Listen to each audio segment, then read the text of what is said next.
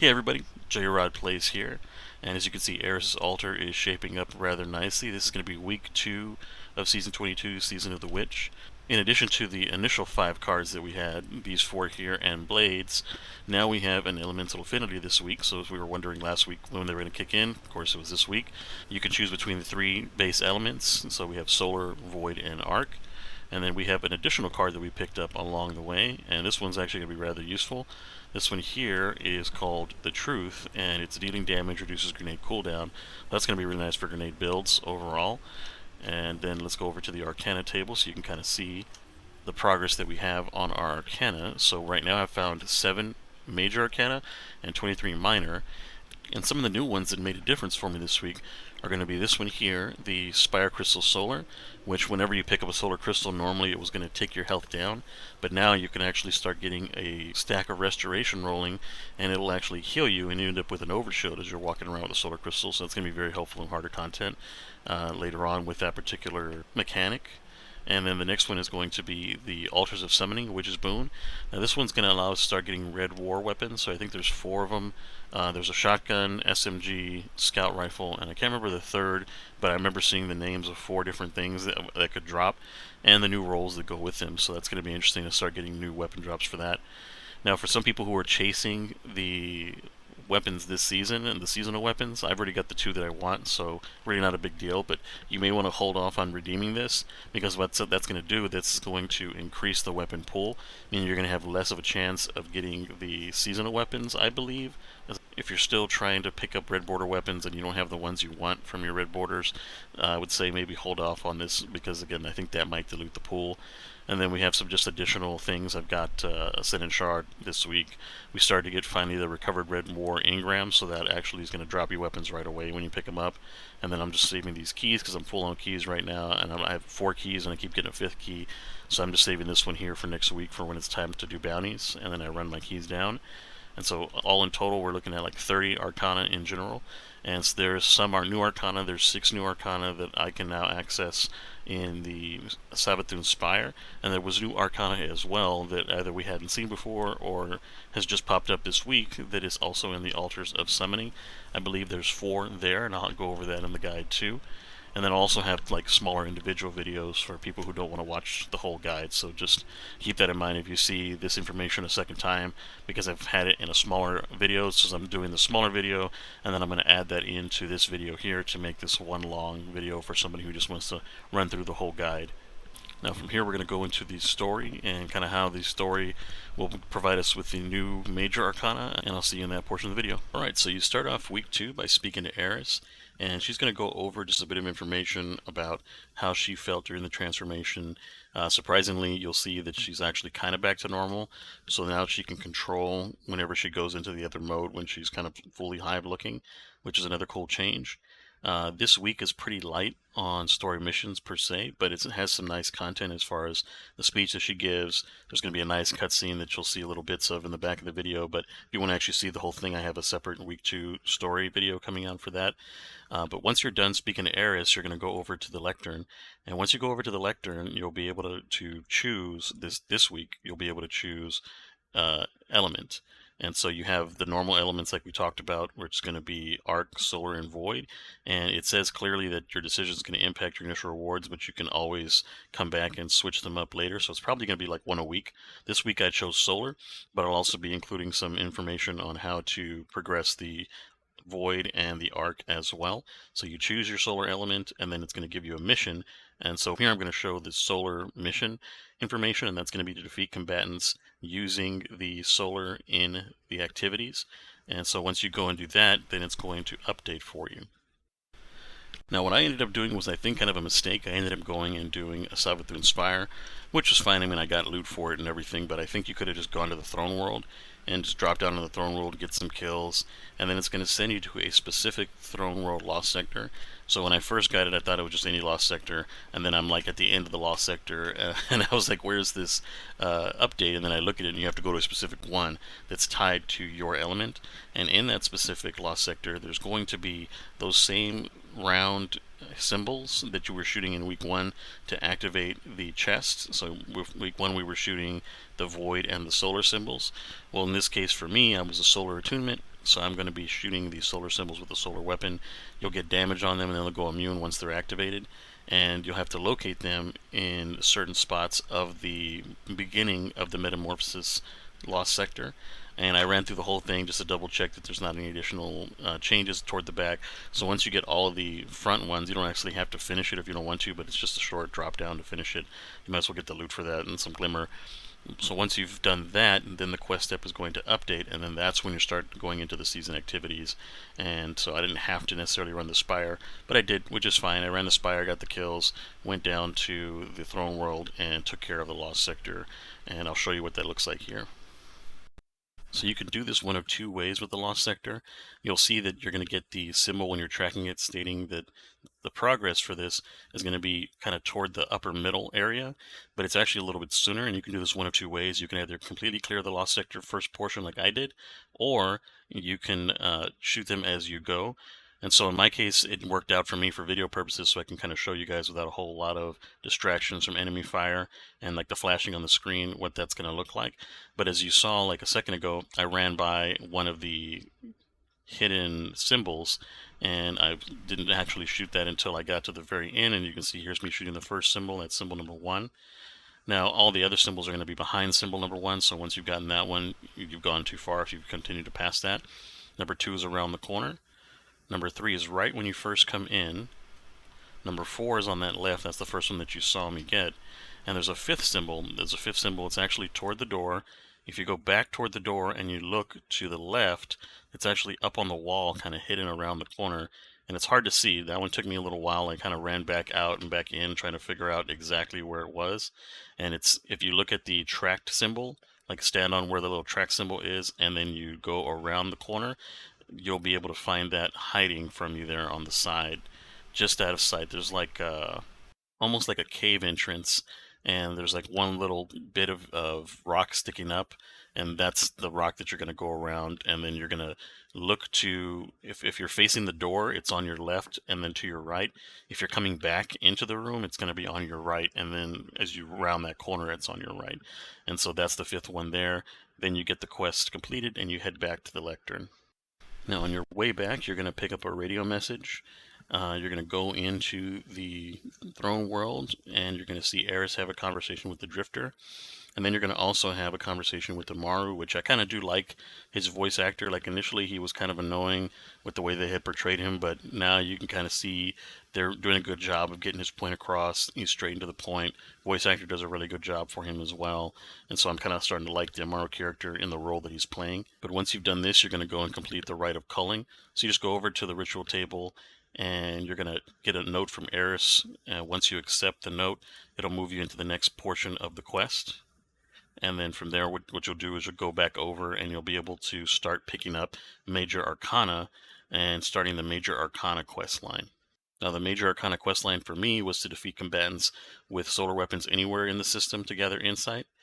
And then I got a separate one, which was the Keeper of Keys. There's a small chance that opening a witch's chest will reward a witch key. And so that basically just increases that chance, so that way you don't have to worry about running out of keys. It's going to give you more opportunity to get witch's keys from doing the things that you're already doing. Now for me, I personally went down to the throne world and grabbed some bounties from Finch, since it's kind of double dipping as far as getting XP for the season pass. While I was doing the throne world bounties, I was getting those solar kills so that I was getting insight to progress the quest, so that way I could take care of kind of two birds, one stone. I was knocking out some of the bounties for the throne world, and I was also progressing the quest for that new Major Arcana card. So from there, when you get back to the altar, you're going to just turn in the quest, and that's going to give you a new card. This new card is going to be called the Truth, and this one here is going to take you into the Dares of Eternity. And how this one works is for every 10,000 points you earn in the Dares of Eternity, every 10,000 points, each one's going to convert into insight. So all you need is 150,000 points, which is very easy to get in normal Dares. I just went ahead and ran Legend Dares so that way I could knock out a Legend bounty for the week. And so that's kind of what I did from here, is I went and took off and I completed the Legend one. Another thing to note too is that after turning in Ascension, you actually get a new daily bounty, so don't forget to run over to the ritual table and pick up that daily bounty. And also don't forget that if you want to, you can go and you can activate and deactivate some of the cards that are in the area, making sure you only have the 5, of course, that you really want, the 5 most powerful ones. And I believe the way that it was working for me is that it ended up counting even the solar card. I thought the solar card was just like a bonus, but I could never get it to pop up, and it was only the 5 original cards that I was getting when I was running altars. So I went and deactivated my least favorite cards and left only 5 total between the new solar card, the blades, the new card with the grenade additional energy, and then 2 of my favorite cards I have on the left. And with those 5 cards, then I started running the altars, and I started getting like some of the stuff that I liked popping up instead of some of the original ones that weren't to me as good as the newer ones. Now, once I ran another Spire and another altars run, I was able to also come back to the lectern and turn in the Truth. When turned in the Truth, I noticed that there was another card available, so I picked that up just along the way. I was picking up cards from the altar. I'm going to show you exactly where I found the new cards for this week, especially the ones that were solar attuned for me. And then I'll show you also some footage that I was able to gather from kind of the internet with credits to who I gathered it from for the other 2 cards as far as the other 2 lost sectors. Now this is going to be the Extraction Lost Sector. This is going to be for those who use the Arc Affinity and are going after the Arc Runes. This video is going to be courtesy of Deoxity. What he's going to do is he's going to end up cleaning out the entire Lost Sector. Then he's going to go into where the actual runes are. And his perspective on this, just so you're seeing exactly kind of what we're seeing, is going to be from the doorway that you would normally walk through when you're going to the other area. So he's going to clear everything out all the way to the back of the room, and then he's going to turn around, and that's where you're going to start. Now once you've turned around, just to your left is going to be the first one there. Then further to the left, you're going to see 2 more in a chain. One is underneath the little cave area, and then the last one is on the pillar, and that's going to be that pillar that's kind of on the right side as you're coming down. The first one, not the second one. From there, you're going to grab the ritual. That's going to push you into the next step, and then you're going to be caught up with everybody else going back to the helm. Now this is going to be from Mastercross video under the Lost Sector Sepulcher. In the very first room near the statues to your right, you're going to see that first void symbol. The next symbol is going to be in the room on the left pillar. Just move up to that. There'll be one in the archway where you came from, and there'll be one all the way to the right on the kind of far right crenellations. Last one is in the doorway where the ads spawn, where one of the barrier knights will come out, and this is a Lost Sector that's the daily Lost Sector, and that's the void one. So after running some altars, I went back to the lectern to turn in the Truth card.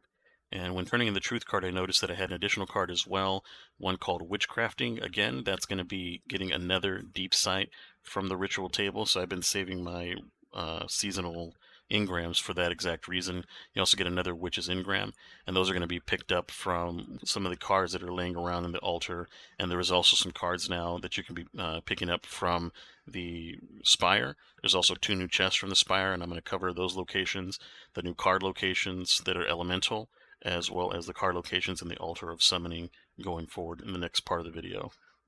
Now we're going to be covering Savathun Spire. There's going to be 6 cards and 2 secret chests, and I'll be going through those right now. So the secret chest and the cards are going to be all after the first encounter.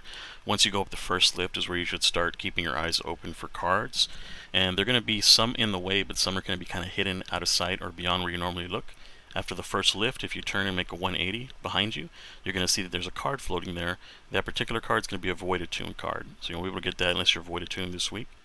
If you continue up the lifts and you go up to the second set, as you're getting into the area where there's 3 floating sensors, those kind of spike-like things that are normally supposed to hold smoke, for example, or supposed to hold incense, should I say. If you turn to the right before you cross those 3 floating sensors, there's going to be an open doorway. You're going to go into the open doorway, and then you're going to move to the very back of the room, and in the very back of the room you're going to pick up a chest. Once you grab the chest, there's going to be a knight that spawns. It's just going to try to come kill you. Basically all you got to do is just dodge the knight for a little bit, and eventually the knight will disappear, and you'll be able to get back out and get back on your way. Now the next card is going to be when you're jumping through the 3 kind of bowls that are being held by the Savathun statues. Once you've jumped past all 3 bowls and you've passed the secret chest location from last week, turn left whenever you're in the room with the large rotating pillar above you, and you'll see that there's an Arc card in an alcove, and that one of course Arc Attuned, so unless you're Arc Attuned, you're not going to be able to get that this week. Now we're going to continue on through the rest of the Savathun Spire. Once you get up to the second section where you have another floating sensor, if you look to your right, we've actually seen this last week, there's a Solar Attuned card. This is the one that piqued a lot of interest because it's the easiest to see when you're passing through a lot of these. Just grab those and then head on to the next section. and that the next set of cards and chests will not be available until after the next encounter, whether you get the Solar Void or Arc Orb encounter in the next room.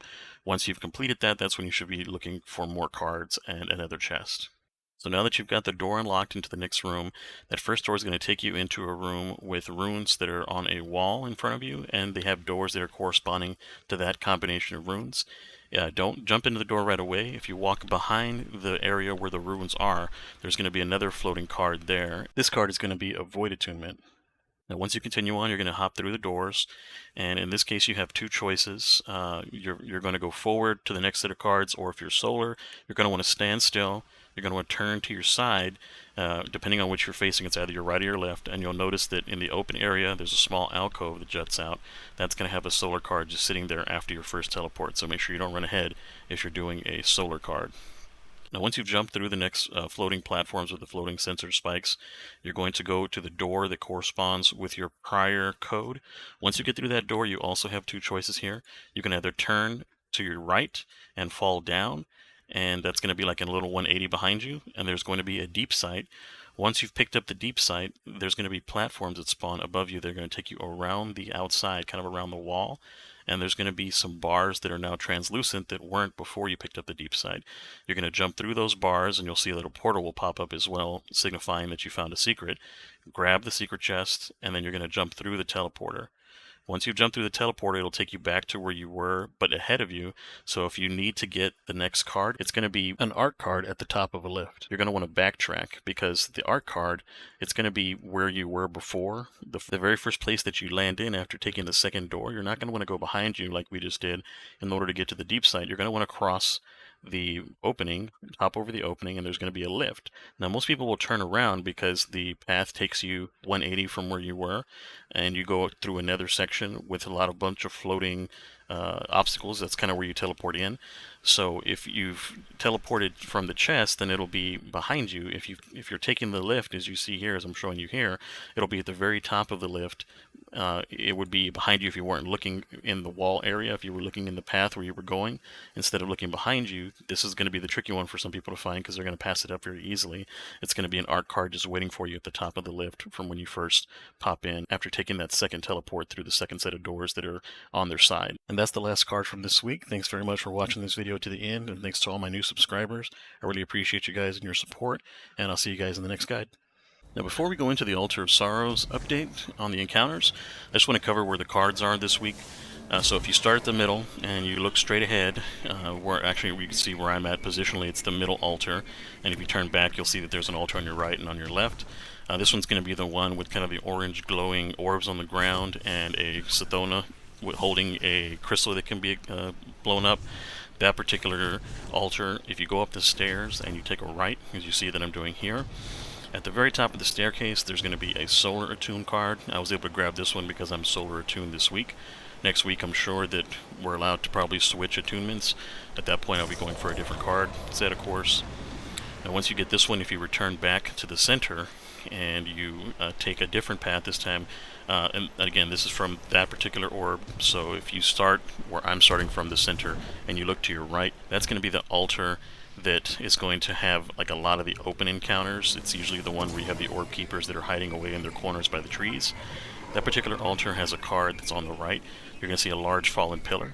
If you just jump onto the fallen pillar, as you can see, I'm looking back to give you positionally, there's going to be some growth of like these leaves, these reddish orange leaves. Up there is going to be a Void Attunement card. Big deal. Don't pat yourself on the back just yet. And now if you return back to the center, and you're going to go over to the left altar this time, and this is going to be if you're starting and looking at the main entryway to Savathun Spire, over to the left is going to be kind of going over through some undergrowth, kind of like a tunnel. That's how you know you're in the right one. There's going to be waterfalls in this one here.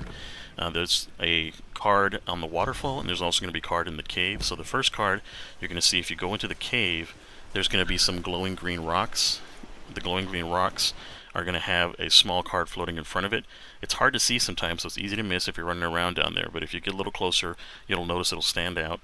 And the second card down here is going to be a arc card.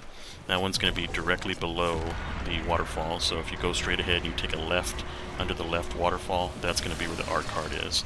And those are going to be the 4 cards that you're going to be able to get this week in the Altar of Summoning. Now for the Altars of Summoning new to this week, there are 2 new things that I've experienced so far. I haven't got any additional encounters besides these 2, and I played a decent amount, so you would think that I've had a good sample size to say, okay, is this just this new encounter plus an additional encounter, kind of a mid-encounter that's available? And so the new encounter is going to be the Taken encounter, and with the Taken encounter, you're going to be fighting a Tormentor as the main boss, and he's going to spawn in, and then shortly after spawn, will summon Taken enemies, Taken wizards, Taken knights that are going to start throwing the Taken balls at you. And the most important ones, though, are going to be these Taken captains with arc shields. When you kill them, they're going to drop Taken relics. And if you've done anything in the Dreaming City, you know with a Taken shield and Taken relics, anytime you pick up one of those Taken relics, you want to start shooting the shield. I know a lot of blueberries have a hard time with this concept because I ran it 3 or 4 times, and it was so frustrating watching a fully shielded captain run around while the blueberries are picking up the cannons and just shooting ads with the cannons, and the Tormentor shields were not getting dropped. And so then what happens is if you use up all 3 of your cannons, then you got to go kill more stuff to bring them back. So how this Tormentor works is similar to the Omen encounter. Whenever you get the shield down and he's vulnerable, he'll push you and he'll start trying to bounce you out of things, and you just want to drop a well or try to take cover, knock out his shoulders, and then start attacking him in his chest just like a normal Tormentor. And with this Tormentor, I can't tell if it's a time thing how long his shield is down, or if it's kind of like health gated a little bit, because every single time that we fought him in all my 3 groups, he gets down to about a third of his health, and then he gets his shield back. So it could just be a matter of like not having enough DPS burn, and we probably might have killed him in my very first time fighting him because I had 2 other really good players putting out a good amount of damage, but we ended up getting bounced out of the well, getting separated, and then some of us got killed just by all the ads that were piled up in the meantime while we were nuking the boss. And so once you've done that, you're just going to rinse and repeat, and you're going to take out more of the Taken anomalies, which are going to be the Centurions that have the arc shields. And those Centurions are going to drop, again, a Taken relic. That Taken relic you're going to shoot the shield with. And after shooting the shield enough and shooting other enemies on the way to him, kind of clearing the path toward the Tormentor, you do get a super as well. So with your super button, you can really nuke his shield by hitting him with the super ability of those Taken relics, and that'll take his shield almost all the way out with just 1. And so if you play your cards right, a couple of shots from one and a good super from the other one are going to knock his shields down. And then at that point, it's just a matter of making sure that you're grouped up, taking out the captains so that they don't get a chance to run your team down, because they're just like the Vex Wyverns. And the Wyverns will push you until you're either in a bad position, your teammates separated, they're going to keep you from grouping up. And so take out the captains as best you can, and then take out the shields, knock the shields down, take advantage of the super again, and then group up and just knock down the boss. So the encounter itself is not that hard. What becomes difficult about it is going to be the modifiers. This modifier week, I believe it's for the week, hopefully it's just a day, but I believe it's for the week that the modifiers last, is really, really bad. The modifiers are Galvanize, which combatants have more health and more difficult to stun, so that's fine by itself, but when you combine it with other things, it just makes it ridiculous. You combine that with Martyr, which exploding units have more health, so that counts the Screebs and also the Orange Bar, Cursed Thrall that are going to push you in these encounters. You have power level disabled, meaning that you can't outpower these things, and then you're grounded, which is the worst one. Like the other 3 are fine all on their own. You can get away from stuff that's on the ground by getting into the air, but then now you're double penalized. You're going to have exploding units chasing you, and then those exploding units are going to make you go airborne instinctively, and the moment you go airborne, everything melts you. Anything with a long range attack, snipers, railguns, anything is just going to instantly melt you. Even the small ads that fire those little the flame cannons and the little void cannons at you, they're all going to melt you. And it's so frustrating because even when you're normally doing movement and you're just doing little small hops and you're just dodging things using your abilities, or you slide and you jump up to another level, then you're instantly going to get melted as well in a bad situation. If you get caught by a wyvern, for example, trying to cross a open gap and the wyvern kind of pre-fires you, you're going to die from the wyvern bolts. all around, Grounded is a terrible Altar of Summoning modifier, and hopefully Bungie gets a little bit of feedback from this and will remove Grounded from future weeks, because any week that it's Grounded, that's going to really kill any kind of player incentive to want to go into the Altar of Summoning for people who are not really used to that level of difficulty, for having like a difficult time. Players who aren't like GM players who are just kind of casually trying to play the season, they're going to get really annoyed. I've already seen feedback on Reddit this week talking about how the Altar of Summonings have such a different degree of difficulty between like a normal content, just boom, it's up to 100, and feeling uncomfortable in that. So if Bungie doesn't get a hold of it now, that's going to be just one more thing that we're going to add to the list of complaints to try to add to this negative sentiment that's still kind of rolling over from last season into this season, which I don't think is warranted. If you took this season by itself in its own space, it's a really fun season for me. I really enjoy it. I've always liked the Hive, their story, and the setup, and I like what we're doing with the story and the lore, and I'll hopefully have enough time to get another lore video out on that before the raid comes this weekend. But overall, Ultra Summoning, rough week. If you don't have to grind for anything this week, I would just get in there, get your quest done, and then just save it for next week, because the Grounded perk is just too much on these, the way they have the enemy density and all that. Like, I even got to a point where my team and I were actually being spawn killed by wyverns that had stacked up on us because my teammates didn't understand the assignment and they didn't kill the wyverns with me. I got one dead and one half health, and then the other one that was half health ended up standing on top of our bodies while another teammate was doing damage to one of the other ternary mines, which spawned another set of wyverns. So now we have 3 wyverns, one from the original 2, and then 2 more spawning because of the health of the ads. At a certain point, when the boss health gets to a certain point between the shared boss pool, another 2 wyverns will spawn, and so now we have 3 wyverns just constantly firing on orbs. The game isn't smart enough to spawn you in a different location, apparently. When you're doing altars, it's always going to spawn you right back in that spot at the beginning of the altar, and so every time we would spawn, we would just not even have time to hit the ground, and because of the Grounded perk, all of a sudden now, whenever you spawn in and your feet are not touching the ground because you spawn in the air, you're just getting instantly melted, and it was just a bad time overall. So that was the Altar of Summoning for this week, and I'm going to probably put this guide at the back of the video, and from there I'm going to go into the outro. There is going to be something new called Tithe with Haste. It's kind of a mini encounter in between encounters, and it'll randomly spawn as you're clearing an encounter and you're moving on to the next section where you're about to deposit a new summon, or you're going to a new altar. Instead of doing that, it's going to kind of make a public event noise, and then you're going to end up with one of, I think, 3 encounters that I've seen so far. So one of them is going to be a Cursed Thrall encounter where Cursed Thrall are constantly coming at you, and then you're going to get a relic. Mine was a spear, but you can either get, I believe, the spear, possibly the scythe. For sure, there's going to be a cranium, which is going to be like a little void cannon that you fire a beam out of. And those 3 relics can, I believe, mix and match with the encounters. And so with the Cursed Thrall, they just keep coming at you, and you keep hitting them as they come and try to kill them fast enough to complete the encounter. If you do so, you get a little bit of loot and you get some reputation. Also, I think you also get a little bit of progress on your bar towards getting a chest from Eris. The next encounter that I was given was going to be an ogre. The big ogre, with us, we kept getting the craniums, which are going to be the little void lasers, and with that basically just works similar to the lasers that are in the Amona. You just do a bunch of damage if you concentrate them and get crits, and that's going to help you build up your super. You can pop your super and then pick back up the relic and continue doing DPS with the relic when your super is done. Or like me, for example, I was running well, I'd pop the well and then pick up the relic, hopefully get that additional damage. Once you've killed the ogre, that's the end of the encounter. It'll do the same thing. It'll reward you with the reputation and some loot. Now, the one that I haven't gotten yet that I've seen online is going to be the 3 Hive Lightbearers. Apparently, you can get 3 Hive Lightbearers, and I'm not sure if they talked about the relic. They were just talking about getting 3 Hive Lightbearers by themselves, and when you kill them, you get loot as well. So that one I haven't picked up. The only 2 that I've actually seen is the Cursed Thrall and the Ogre. I got the Ogre twice and the Cursed Thrall once while I was playing. But that's going to be a new thing they added this week that wasn't last week, is that new little Tithe with Haste and a timer, and getting that a little bit bonus reputation and probably bonus progress on your bar towards getting the full Tithe so you can get a chest from Eris. That's it for week 2. I appreciate everybody watching to the end of the video and dealing with my little mini rant there in the middle about the modifiers for this week's Altar of Summons.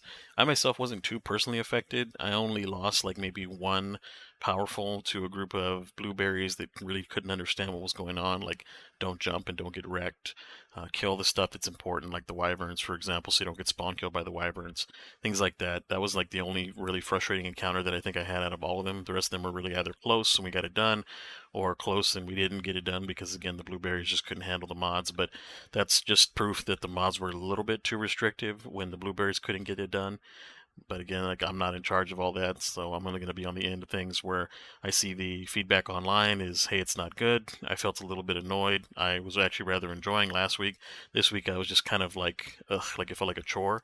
So I just got in and got out, got everything done that I needed to, and now I'm just going to start prepping for Crota. I'm going to have a build guide for that coming out for some builds that I think would be really good going into Crota, and builds that I might be running if I'm not running my main Warlock build. And thankfully loadouts are back, so just make sure you have all the weapons with you so that way you can swap loadouts, because it's not going to be able to pull from the vault. But again, thanks for watching to the end. I appreciate all the new subscribers and all the recent feedback and support that I've gotten, and I'll see you guys in that video.